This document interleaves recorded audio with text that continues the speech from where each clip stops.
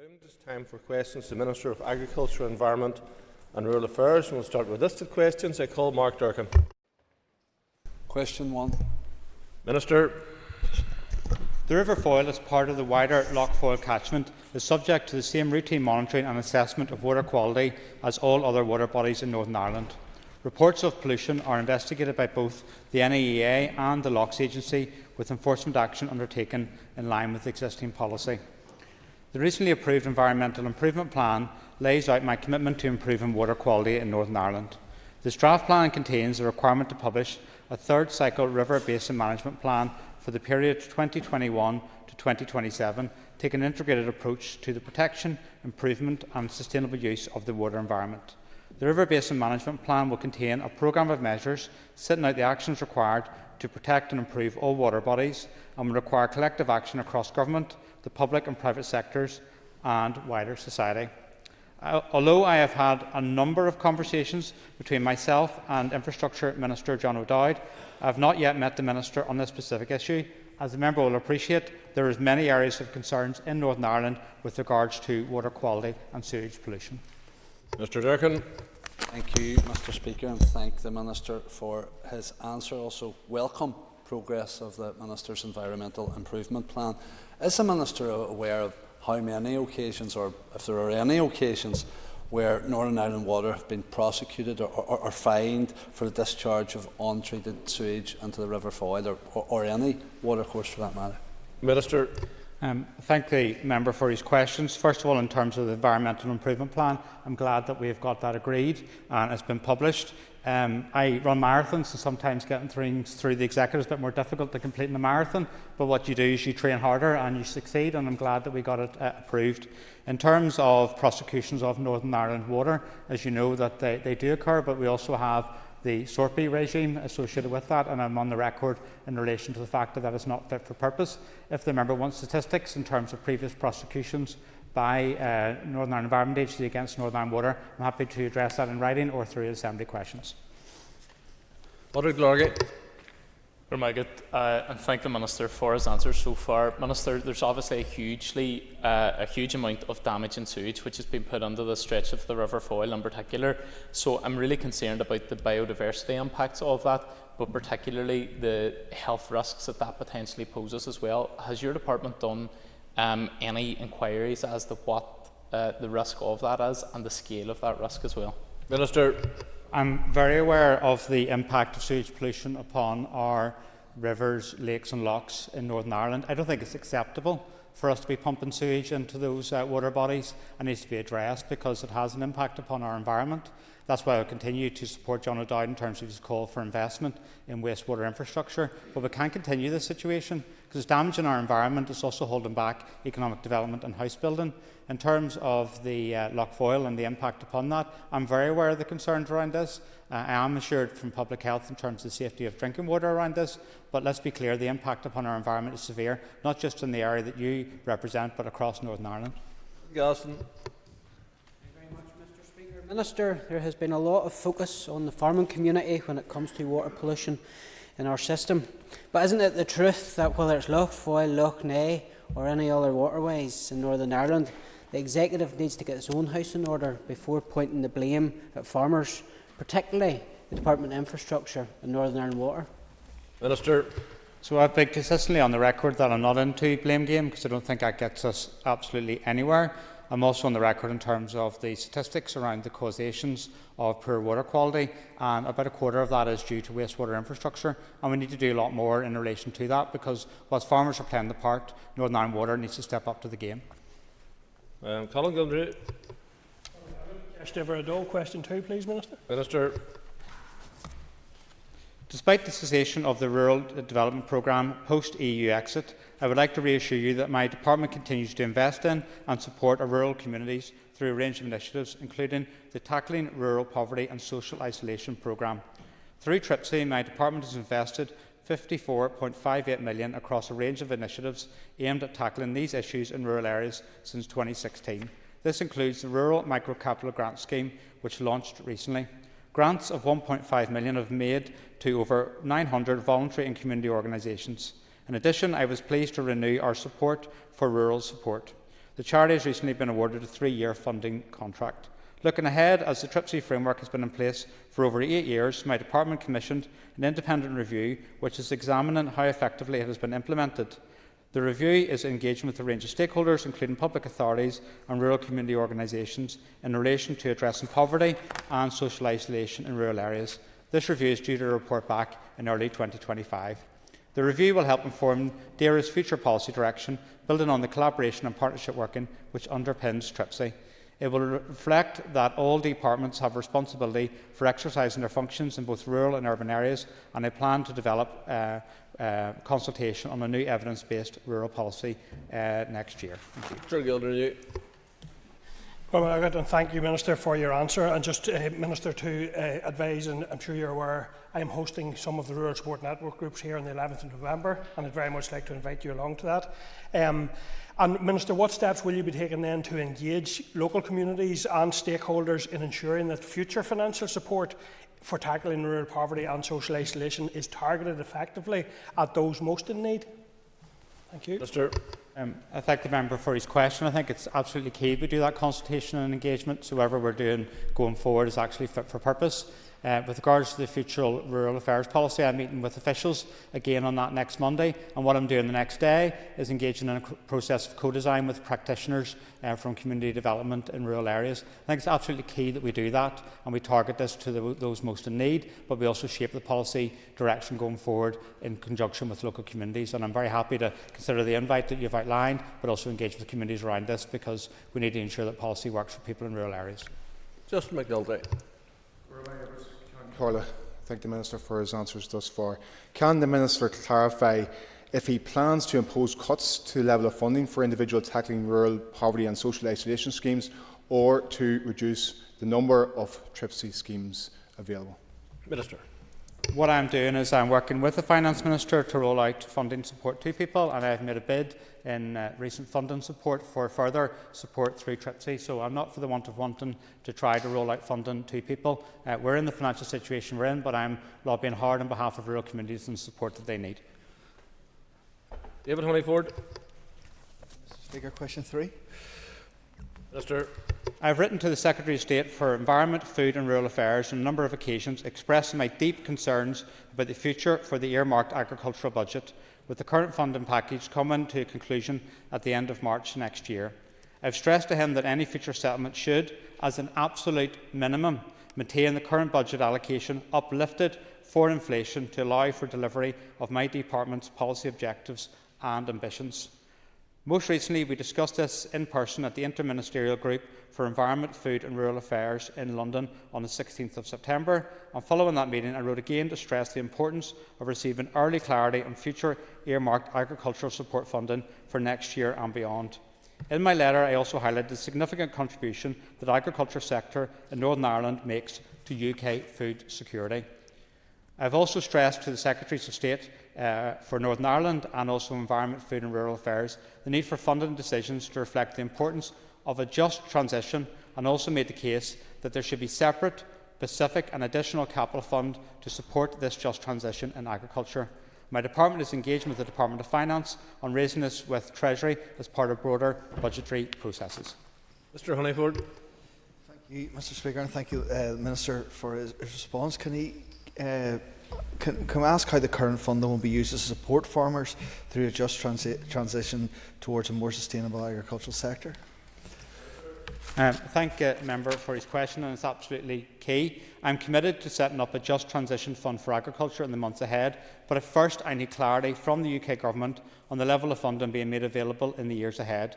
We need to ensure that the work that we need to carry out to reduce greenhouse gas emissions and reach net zero will be fair, and if we support people on that journey. That is why we need to provide those incentives and support. I will be considering, in conjunction with executive colleagues, the best approach to take on this and other requirements placed upon us as a result of the Climate Change Act 2022, learning where appropriate from the experience of others. I have already stressed to the Secretary of State for Northern Ireland and Environment, Food and Rural Affairs the need for funding decisions to reflect the importance of a just transition. I support the EU's approach outlined in the report on the strategic dialogue on the future of EU agriculture, that a temporary just transition fund should be established outside the common agricultural policy. The rest of Europe's moving on this. The UK Government needs to support us to do likewise. Second, my leader. I'm going to thank the Minister for his response, and I'm glad to note that he is continuing to lobby the British Government in relation to the budget. Minister, can I also suggest, if you haven't already, including what was the Pillar 2, the Rural Development Programme, which was also funded out of the EU budget as well, which is no longer available. That also included in conversation as well, to take the pressure off the agricultural budget.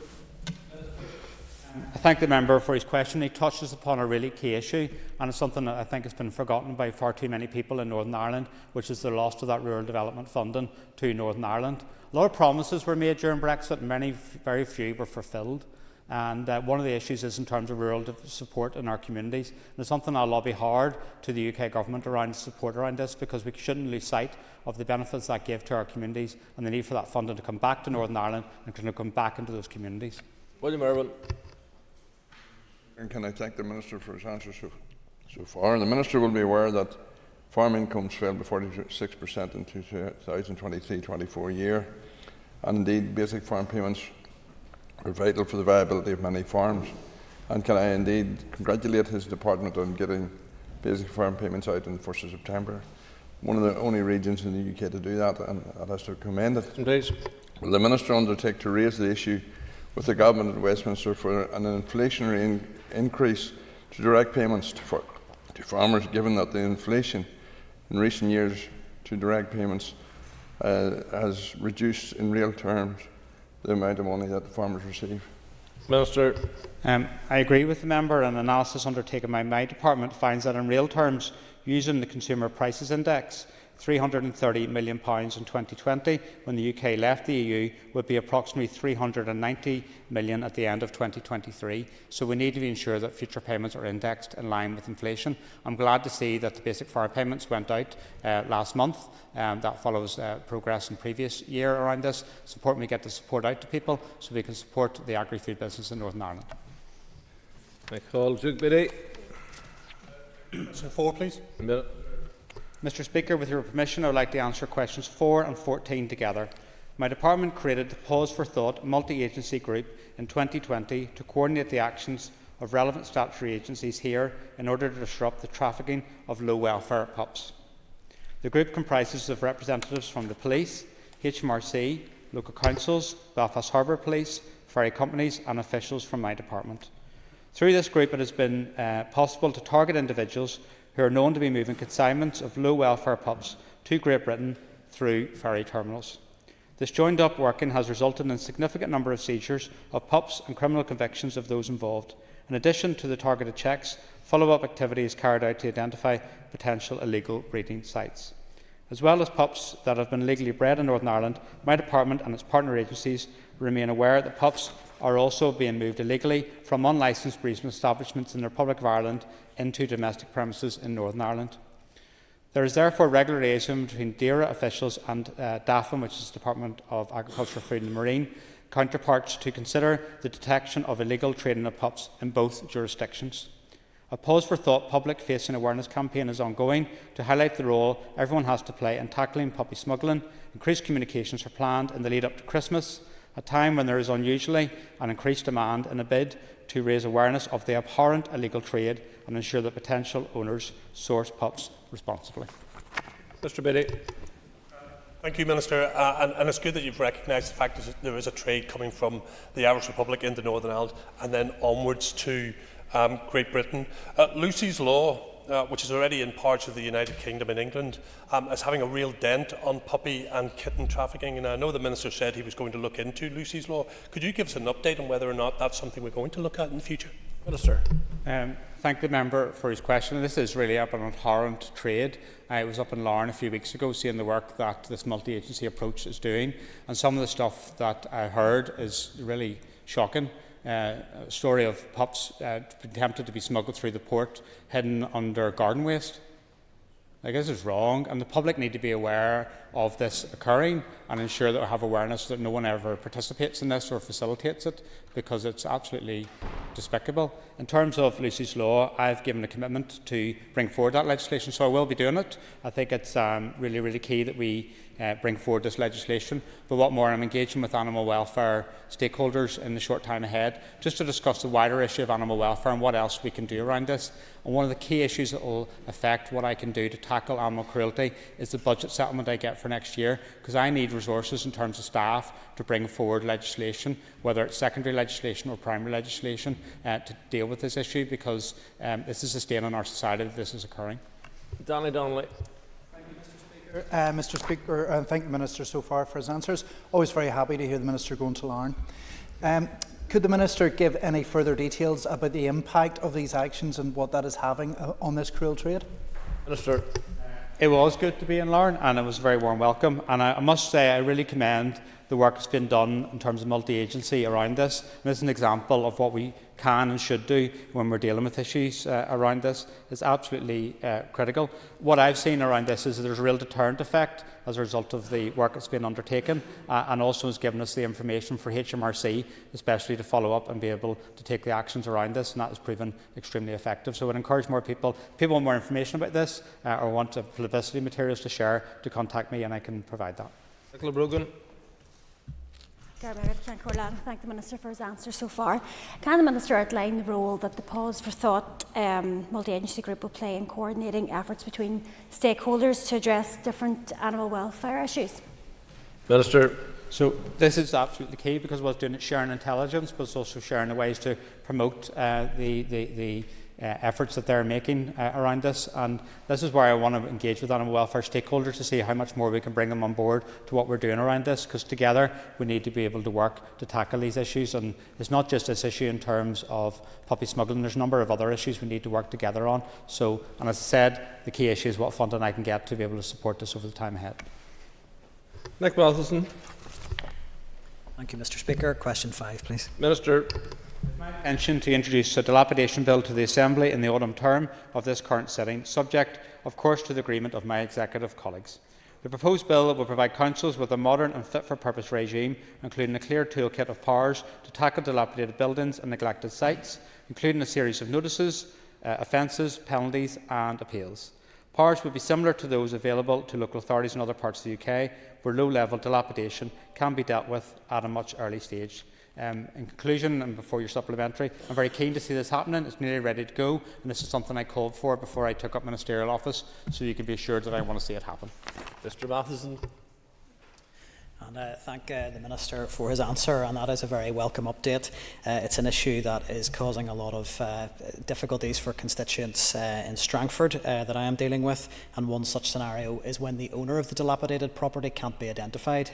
Will the proposed legislation do anything to tackle that scenario?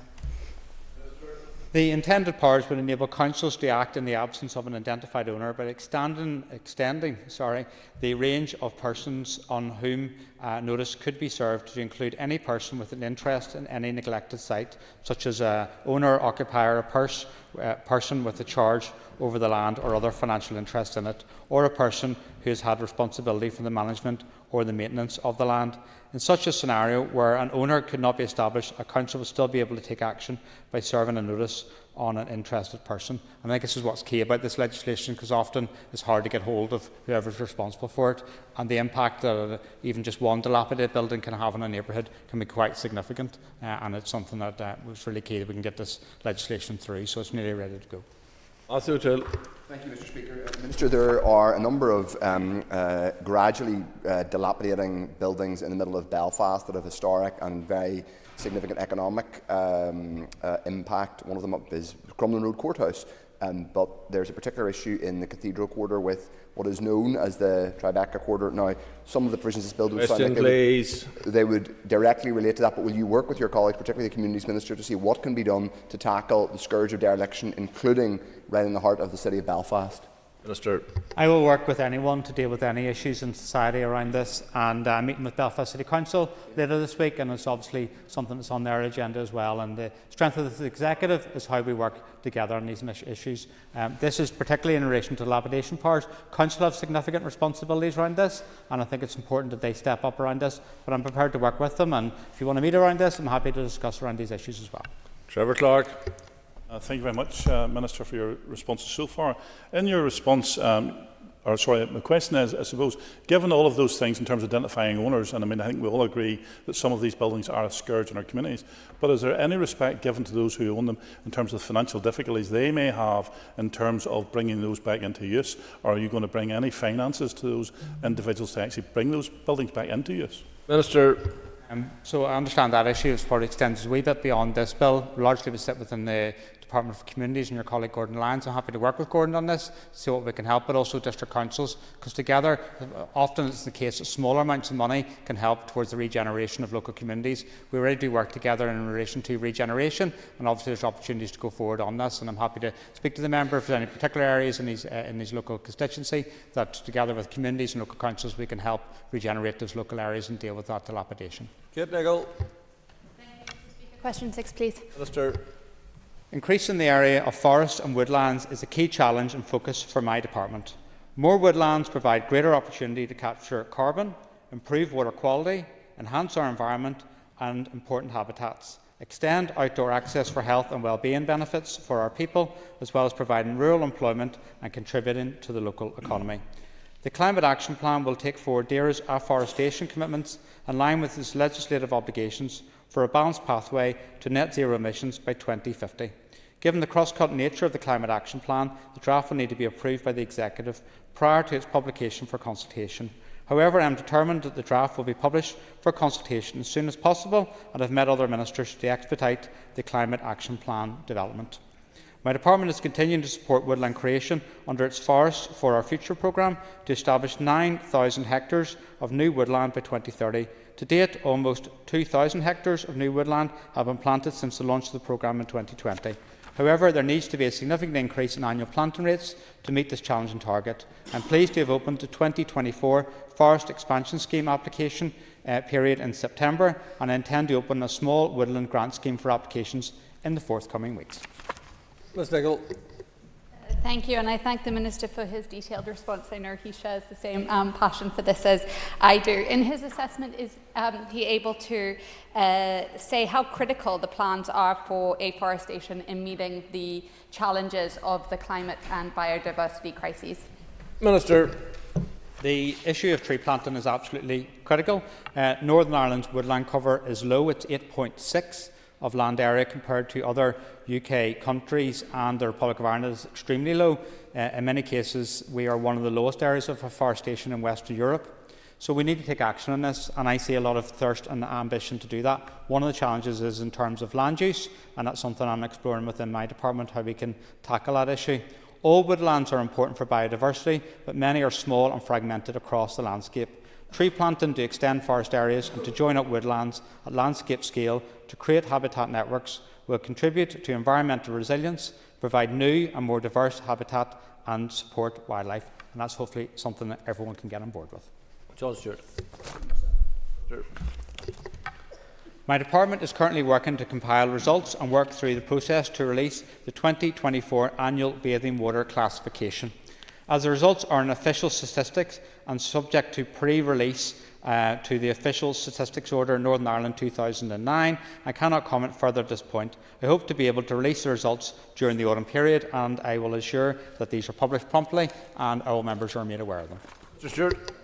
Speaker, I thank the Minister for that answer. Minister, you'll be aware that sea swimming in general and the use of our beaches is a growing pastime for many people. Sadly, in Ballygally, in my constituency, recently the beach was closed due to 2 E. coli spikes. What more can you as Minister do to address the issues that are arising in our waters and make them safer for all users there? Minister. So I'm very aware that the issue of open water swimming and bathing is extremely popular. It has done in recent years, really had an upsurge around this. but the situation in terms of water quality isn't acceptable, and we need to take action in regards to that. We need to invest in wastewater infrastructure. We need to look at the regulatory regime that exists between myself and NI Water around this. We also need to look at agricultural runoff, and members will know that I'm taking all the actions I can in relation to that, and I'm looking forward to receiving the support from members in terms of those interventions which will improve and address the issues around water quality within everyone's constituency around Northern Ireland. The other issue we need to do is improve reporting, and that's where funding is absolutely critical, because the more funding my department can get, the more we can do more sampling and more reporting around these issues. Annie Egan. Thank you, Minister, for your answers so far. Can I ask, please, what your department is doing to improve water quality at Ballyholme Beach in North Down after it was classified as poor the last 2 years? Minister. So the issue of bathing water quality at Ballyholme is something that I know personally, and it's something that's been going on for far too long, and it needs to be addressed. Ballyholme bathing water had an overall sufficient status from 2018 to 2021, but was poor in 2022 and 2023. To address this drop in annual classification, Northern Ireland Water has instigated a thorough investigative programme for the whole catchment, working alongside my own department, Northern Ireland Environment Agency and AFBI. The purpose of this Ballyholme study is to further identify key sources of pollution that are adversely impacting water quality, so the remediation plans can be appropriately targeted. I think this is important, and this is an example of what we need to be seeing, identifying the problem but also then funding the solution. Patsy Malone. Minister, I was listening very carefully to your response there, and that you were hoping to take actions which would ameliorate or improve the water quality. What actions have been taken by the department or through any of its agencies to identify the culprits who have been the polluters, and if any criminal actions or prosecutions have been taken against any of those? Minister. So there is an enforcement policy in place in terms of NEA around investigations in terms of water pollution, and I think it's important that I encourage everyone to report these incidents through promptly. There is incidents, members of this House, reporting through to me incidents of pollution far too late in the day. We need these reports to come through immediately. We have a pollution hotline which operates 24/7 for people to report that through, because the earlier we can get this, the easier it is for us to investigate it and hopefully bring a prosecution. Bringing prosecutions which meet an evidential threshold around water pollution can be difficult, so the earlier we get it and the more information we have, then that enables us to bring forward prosecutions around this issue. Just to ask the Minister in relation to that hotline over the weekends that operates from Wales, I have had mixed results with it. Are there any plans to bring that closer or more reactive to local need? Yeah, so I'm happy to speak to the member afterwards, and if there's concerns around the hotline and its responsiveness, then we're happy to address that. Trevor Clark. Number 8. Minister. My department does not have a statutory duty to undertake dredging in Lough Neagh at the mouth of the 6 Mile River. This rests with the Department of Infrastructure, which is responsible for the navigation channels and carrying out necessary maintenance work on certain quays in Lough Neagh to provide navigable access. However, as Lough Neagh has been designated as an area of special scientific interest under the Environment Order Northern Ireland 2002 as amended, public bodies and private individuals are required to give the Department notice and receive permission from NEA if they wish to dredge within the boundary of the ASSI. As Lough Neagh is also designated as a special protection area and protected under the Ramsar Convention, a habitats regulations assessment must be undertaken to ensure any dredging within the SPA or Ramsar is not likely to have significant effect on site selection features or the achievement of conservation objectives. This responsibility lies with the competent authority responsible for issuing permission for the proposed activity. NEA officials have had initial discussions with DFI officials on this matter. Mr. Clark. Can I thank the Minister for his answer, and I'm sure the Minister will also appreciate, beyond all the ecological stuff, that there's businesses that need to survive on accessing Lough Neagh, whether it be from sand dredging, whether it be fishing, or indeed whether it even be leisure from 6 Mile itself. Can the Minister update the House in relation to your role, your department's role, in terms of the assent for dredging, which expired earlier this year, and at what stage your department is with DFI on permitting an assent for them to carry out dredging in these areas? Minister. I thank the member for his question and I recognise the issues he's outlining in relation to this. I will write back to the member with specific information on this because it's quite detailed.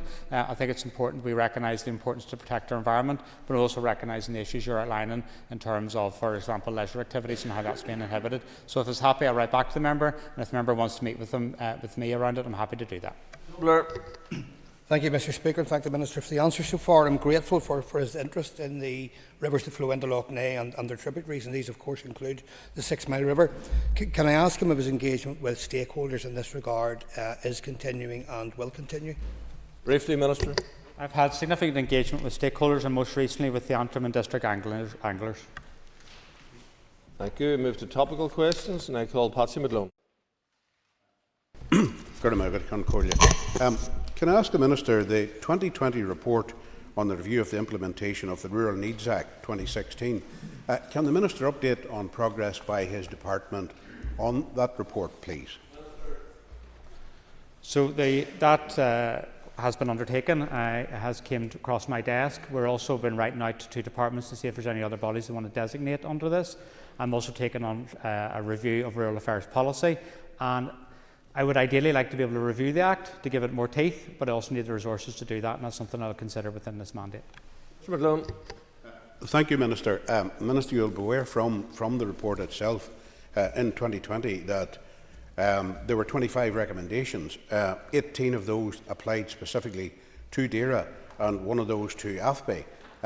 Can the Minister give us any flavour of actions taken either at DAERA or AFBI in line with the recommendations of that report, please? So what I will be doing is meeting with stakeholders next Tuesday in terms of future rural affairs policy. The issue you outlined will form part of that consideration, and what we'll be able to do in terms of the consultation on future rural affairs policy is incorporate the findings and recommendations from the review that you outlined to ensure that what we've got going forward reflects both policy and also potential legislation and how we can use that. David Honeyford. Mr. Speaker, can I ask the Minister for an update on his actions to tackle climate change? So the issue of climate change is something for which I have lead responsibility for within the Executive, but it is a cross-departmental responsibility also, and across society we also need to step together, because the only way we're going to be able to address the issues arising from climate change is by doing it together. I take this issue very seriously and I have prioritised it. So one of the actions arising from the climate change legislation was public body reporting, and I took forward and made those regulations earlier on this year. I have tabled proposals in terms of setting of carbon budgets to the Executive, and I'm engaging with my ministerial colleagues on that. I'm also preparing to table the Climate Action Plan, the first Climate Action Plan, to the Executive for approval. This month I will commence consultation on establishing a Just Transition Commission. I'm also looking towards setting up a Citizens' Assembly for young people around the issue of climate change. And lastly, I also am glad to see that within the Environmental Improvement Plan and also the Programme for Government, that the issues and commitments around climate change are reflected within that. There's lots we need to do. Time's not on our side in relation to this. We lost 2 years of the Assembly where we weren't able to progress these issues, but I'm working hard on that pace with my ministerial colleagues and the rest of society to take forward the necessary actions to address climate change and also to take advantage of the opportunities that arise. Mr. Honeyford. Yeah, Mr. Speaker, and thank you to the Minister for his response, his answer and his commitment to look at these and actions on this issue. Can I then ask him for an update on the green growth strategy within his own department? So the green growth strategy is something that has been developed by officials. There was a draft consulted upon in relation to that, and hopefully we'll bring in the final document to the Executive very, very soon, because this makes it very clear there's opportunities ahead for us as a result of decarbonisation and taking the road to net zero, and I'm very, very keen to do that. I met with the Green Growth Forum very recently, and there was a lot of positivity within the room. We also met up with members of Northern Ireland Chamber of Commerce around the road to net zero, and there was real aspiration for us to move on this journey. There's a real risk that Northern Ireland could be left behind if we do not get on board with the road to net zero. There's real risks that we can lose investments to other parts of the UK, Ireland and Europe if we do not grasp the opportunities that exist for us as a result of green growth and green jobs. I met with my counterparts in terms of Scotland and Wales recently, and there was a real zeal to work with the UK Government on this issue. There is real benefits going forward, and there's an opportunity for a Green New Deal, not just for Northern Ireland, but for the rest of the UK, and I think it's important we grasp that. Jill Guy. Thank you, Mr. Speaker, and thank you to the Minister for his answers. Could I ask the Minister to outline the significance of the Executive's agreement of the Environmental Improvement Plan? It is absolutely fantastic that we got the Environmental Improvement Plan agreed. A long time coming, but we got it agreed, and it's a key framework for us going forward in terms of actions that we need to take to protect our environment, but also to address environmental degradation. It is not the ceiling of my ambitions. It is a key framework for us going forward. Funding is absolutely critical to allow us to be able to take forward many of the actions and strategies within it. It's also really important in terms of governance and environmental governance in Northern Ireland, because the Office of Environmental Protection, arising from the Environment Act, use this as a tool to be able to measure performance. There's many objectives within the Environmental Improvement Plan. There are 6. The first one is excellent air, water and land quality. The second is a healthy and accessible environment and landscapes everyone can connect with and enjoy. The third is thriving, resilient and connected nature and wildlife. Fourth, sustainable production and consumption on land and at sea. Fifth is zero waste with a highly developed circular economy. And the sixth is net zero greenhouse gas emissions and improved climate resilience and adaptability. This is good that it's been agreed, and I look forward to working with everyone across Northern Ireland within this place and also within the Executive as we deliver the ambition set out within the Environmental Improvement Plan, which is our first environment strategy in Northern Ireland. This guy. Thank you, Minister, and I commend him on this significant step of getting this plan over the line. I think it will be a great benefit to us all. Could I ask the Minister what actions contained within the Environmental Improvement Plan will help to protect pollinators, and would the Minister be open to a meeting in my own constituency with some of our own beekeepers in Lagan Valley? I would be delighted to take up that invite. I'm very busy, but it's important to be able to get along to it. Within it, there is a strategic outcome, which is thriving, resilient, connecting nature and wildlife, and also within it is a commitment to nature recovery strategy. So a lot of this is absolutely key to the actions that need to be taken forward. So hopefully you're buzzing after that answer. Dan Prasad. Speaker, and I thank the Minister for his answers so far. Could I ask the Minister to detail what was the cost of bovine TB to the Executive in the last financial year? Is quite significant to my department, but also more particularly to farmers in Northern Ireland. And I recognise, whilst there's a cost of compensation, it also does not reflect the full cost to farmers in terms of the loss that is felt on the farm, and also, to be honest, the mental health impacts around this. And I've spoken to a number of farmers, and it's devastating. The costs aren't sustainable, but I've made it clear that I have a desire to continue the level of compensation at 100% as long as I can have the budget to be able to cover that. So I will do as much as I can. And I think, to be fair to the Finance Minister, there's been support given around that, and it's also been recognised that this is something which is a pressure which arises that we can't sometimes forecast around it. But I am doing action around this because we need to get it down, not just for the cost of the department, but also to farmers across Northern Ireland. The Chief Veterinary Officer for Northern Ireland was tasked upon taking up office in April to take forward actions in relation to this, which was a review of where we're at, and we're hoping to announce over the next number of weeks the way forward in relation to this. So I consider it to be a key issue, not just to the cost of this department, but also to farmers in Northern Ireland. Ms. Forsyth. Thank you, Minister, for that, and I welcome your commitment to reducing the current TB outbreaks in Northern Ireland. Could I ask, given the worry and blue tongue developments on a Welsh farm, can the Minister provide an update to the House on Northern Ireland's preparations in this? Minister. I am very concerned in relation to the situation with regards to blue tongue, and I had a meeting with the President and officers from the Ulster Farmers Union and NIAPA yesterday alongside the Chief Veterinary Officer and officials around this. And I want to emphasise to this House, and we all have a role to play here as MLAs, the importance of vigilance and early reporting of any concerns in relation to this, because if it does arrive on our shores, we need to be able to take whatever efforts we can very, very quickly to stamp it out. The fact that it's arrived in North Wales is a concern. Previously this has been isolated towards the eastern end of England, so it's really important that we have the vigilance around this. I know that there will be further efforts being made to put out messaging around this issue. I am also engaging with my southern counterpart later this week around the issue, because we need to work north-south on this matter. The Chief Veterinary Officer of my department is meeting very regularly, a number of times each week, with his counterparts across the rest of the UK, so we can keep an eye on this. But this situation is extremely concerning, and this would have a significant impact upon our agri-food economy in Northern Ireland. So we need to take this extremely seriously, and something that needs to go much further up the agenda of everyone. This is something that people may feel it may not arrive at our shores. Let's hope it doesn't. But if it does, we need to make sure we're taking actions as quick as possible. We are putting in place plans for response to this, and our response will be very swift in relation to this. But let's make sure it doesn't happen in the first place, and we have that vigilance across Northern Ireland on this issue. John Blair. Thank you, Mr. Speaker. I'd like to ask the Minister, if I can, what actions are being taken by his department to improve recycling rates. Sure. My department is taking forward a number of actions to improve recycling. We recently closed a consultation in relation to a number of proposals around recycling, and we're evaluating the responses to that. Within the climate change legislation, there is an ambition that we reach 70% by 2030. I think that is a good target to have, and my desire would be that we exceed that. And why do I have that desire? Because others can. So if you look at Wales, it's the second highest levels of recycling in the world.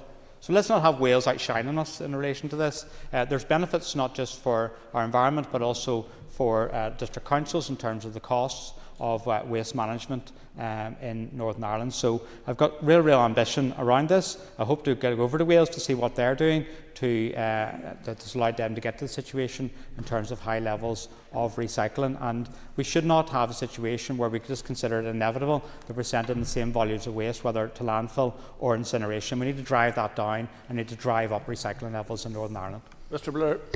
Grateful to the Minister, Mr. Speaker, for the detail in that answer. Can I ask further to the answer if any further information can be given on the conclusion to the timeline, to the conclusion of the consultation that he referenced? Minister. So officials are working through the responses to that consultation and hopefully be able to set out a way forward in the next number of months. I am engaging with stakeholders around this. I'm meeting a number of chief executives from district councils tomorrow, so I am attuned to some of the concerns around that, and I'm happy to engage and listen around this. Alongside this, we will be bringing forward a waste management strategy, and I think it's really important that we embrace this issue and we look towards a future where we reduce, reuse and recycle. Question 6 withdrawn. I call Philip McGuigan. A couple of farmers have contacted me in recent weeks just in relation to their herd being shut down as a result of TB, and I accept that the Minister has responded already on the subject. Can I just ask the Minister to confirm, he said he was bringing forward proposals in the next 3 weeks. Is that going to be a strategy on TB eradication? Minister. There is already a strategy in place, as the Speaker will be aware, and so we're not here about creating new documents around this. We're just undertaking a very sharp review, which the Chief Veterinary Officer has been doing in terms of what's working, what's not working, and what more we can do in relation to that, and that will be announced in the next number of weeks. Fair to say there's been a lot of stakeholder engagement around this. There's been a lot of review of the science and evidence around this issue, and we do need to take forward actions. I would say there's more that we can do. It's very clear that is the case, particularly in terms of biosecurity. That's something that we need to be paying much more attention to, and we need to take action to drive this down. The situation we've got at the moment is not sustainable, and I'll be outlining a path ahead in the next number of weeks. Mr. McGuigan. I thank the Minister for his response, and given that 10% of herds here have TB compared to half of that in the south, I completely agree it's unacceptable. Can I ask the Minister maybe for an update on the status of the TB Strategic Partnership Group's report, and if the strategy that he's talking about or the tweaking he's talking about will be based on expert and scientific advice? Minister. The answer is yes. The SIB did a review of the partnership. That's came back. The outcome of that's been shared with the members of the Agriculture, Environment and Rural Affairs Committee. I think there is a role for TBEP. We also have to decide what the format of that is, but it's important whatever we do going forward is based upon science and evidence. Speaker, Minister, there have been concerns raised in relation to the draft programme for government and the fact that the Maboy illegal dump has not been mentioned in that. It's estimated it could cost up to £700 million to remediate that site. Can the Minister give a view as to why that wouldn't be included in the draft programme for government? So the programme for government is necessarily focused upon strategic priorities for the executive. There is many areas within my department I would like to see within the programme for government, and but I also have to be honest that there's only things we can put within one document that remain strategic. The Maboy site is a concern for me. It would be an example of a cost that could be very significant to the executive. It wouldn't be capital, it would be resource as well. No final option in terms of Maboy has been finalised because we haven't undertaken the consultation yet and considered the way forward, and that's what will dictate what the potential cost will be around that. But I do recognise the issues around waste management and for the need for us to be able to address those, and that's something that is contained within the Environmental Improvement Plan, which is reflected within the programme for government. Thank the Minister for his response. Can the Minister outline then a time frame as to what are the next steps in terms of that remediation? A lot of concern among local constituents in that respect. So I met with the Chief Executive of the Northern Ireland Environment Agency this morning and we discussed this issue, and I'm seeking to get definitive timelines so we're able to take forward that consultation, because I think we need to get started in relation to that so we can actually engage with the public and then move forward towards finalisation of what our preferred option is going forward. I would say in terms of the programme for government, and there's another minister in the chamber here today, the financial challenges facing our executive are very, very substantial. And I think that we need to be very honest with the public that we need to work with the UK government so they can support us going forward. These areas such as Maboy and the potential costs there of about £700 million are examples that the executive just cannot bear, and we would need support from the UK government to take it forward, and that's absolutely critical in terms of negotiations that were underway with the UK government led by the Finance Minister, that we all as an executive work as one to support her in those negotiations. Members, take the reins for a moment and we will move to the questions to Minister for Health.